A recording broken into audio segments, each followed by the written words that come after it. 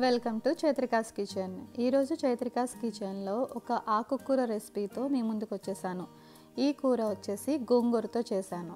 గోంగూర అనేది చాలా మంచిదనే విషయం, అలాగే ఐరన్ కంటెంట్ ఎక్కువ ఉంటుందనే విషయం మనందరికీ తెలిసిందే. ఇక్కడ మా బ్యాక్ యార్డ్లో చాలా మంచి గోంగూర అనేది వచ్చింది. మీకు ఇక్కడ చూపిస్తున్నట్లుగా చాలా ఎక్కువ ఆకుకూర అయితే కోసుకుంటున్నాను. ఇది పుల్లగా ఉండదు. దీన్ని కొన్ని ప్రాంతాల్లో తెల్ల గోంగూర అని, కొన్ని ప్రాంతాల్లో మంచి గోంగూర అని కూడా పిలుస్తారు. సో ఈ కూర కోసం ముందుగా నేను ప్యాన్ పెట్టి ఆయిల్ వేసుకుని బాగా కడిగినటువంటి ఈ గోంగూరని ఆ ప్యాన్లో పెట్టుకొని వేపుకోవాలి. అలాగే ఇది పుల్లగా ఉండదు కాబట్టి పులుపుకి సరిపడా చింతపండు కూడా వేసి మూత పెట్టి బాగా మగ్గించుకోవాలి. ఆకుకూర కొంచెం మగ్గిన తర్వాత కొద్దిగా వాటర్ పోసి మరొకసారి బాగా కలిపి మూత పెట్టి దగ్గరకు వచ్చేంత వరకు కూడా మగ్గించుకోవాలి. ఈ నీరు అంతా ఎగిరిపోయిన తర్వాత ఈ ఆకుకూర చల్లారిన తర్వాత మిక్సీ పట్టుకొని పేస్ట్లా చేసి పక్కన పెట్టుకోవాలి. ఇప్పుడు మరొక ప్యాన్లో ఆయిల్ వేసుకొని ఒక అర టీ స్పూన్ ఆవాలను వేసుకోవాలి. అవి కొంచెం చిటపటలాడిన తర్వాత మీ కారానికి సరిపడా పచ్చిమిర్చిని వేసుకోవాలి. కొద్దిగా మగ్గిన తర్వాత కరివేపాకు కూడా వేసుకుని బాగా కలుపుకొని ఒక అర ముక్క ఆనియన్ని చిన్న చిన్న ముక్కలుగా కోసి వేసుకోవాలి.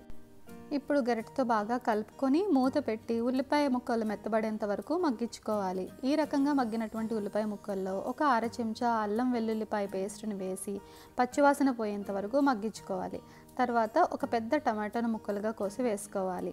ఒక అర చెంచా పసుపు, మీ రుచికి సరిపడా ఉప్పు కూడా వేసుకుని బాగా కలిపి ఈ మిశ్రమం అంతా మెత్తగా కుక్ అయ్యేంత వరకు మూత పెట్టి మగ్గించుకోవాలి.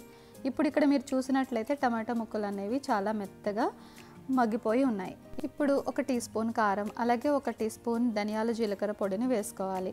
ముందుగానే మనం పచ్చిమిర్చి వేసుకున్నాం కాబట్టి కారం అనేది మీరు చూసుకుని వేసుకోవాలి. ఇప్పుడు టమాటా ముక్కలు అన్నీ కూడా బాగా మెత్తగా కుక్ అయ్యి పైన ఆయిల్ అనేది తేలుతుంది. ఈ రకంగా వచ్చిన తర్వాత మనం ముందుగా కుక్ చేసుకున్న గోంగూర పేస్ట్ని కూడా వేసి బాగా కలిపి కొంచెం వాటర్ పోసి మూత పెట్టి లో టు మీడియం ఫ్లేమ్లో 5 నిమిషాల పాటు బాగా దగ్గరకు వచ్చేంత వరకు కూడా కుక్ చేసుకోవాలి. కూర అనేది మగ్గుతున్నప్పుడు పైకి ఆయిల్ అనేది తేలుతుంది. ఈ రకంగా ఆయిల్ అనేది పైకి తేలుతుంది అంటే ఆకుకూర మొత్తం కూడా చక్కగా ఉడికిపోయిందని అర్థం.